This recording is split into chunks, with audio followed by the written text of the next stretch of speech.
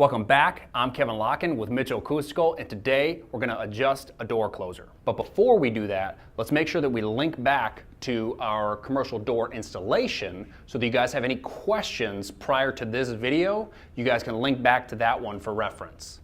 Our problem with this door is that it's too heavy to open and it's too fast to close. Now, we should have about a 5-pound open and a 5-second close to get to our latch here, and we don't have that. So we're gonna make 2 adjustments to see if we can get that corrected. We've got our 5/32 Allen key. There's 2 adjustments that we need to make on this door. The first is the sweep, and that one controls the close speed on this. The other one is the open. They both need to be, for our purpose, need to be turned clockwise. So I'm gonna make 2 adjustments, gonna turn them about a 1/4 turn and see where that gets us.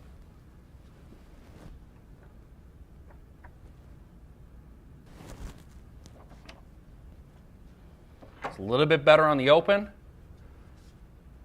a little bit better on the close.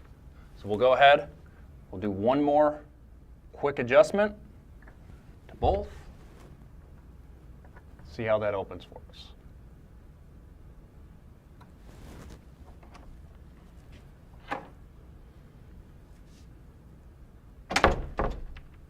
All right, we'll do one more.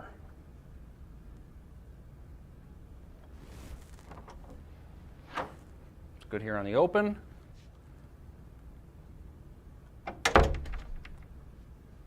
Pretty decent on the close. What I need to do now is adjust the latch.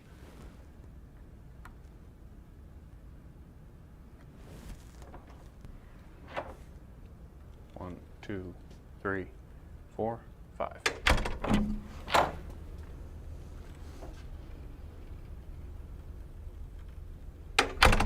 And as you guys can see, it's now a nice clean shut.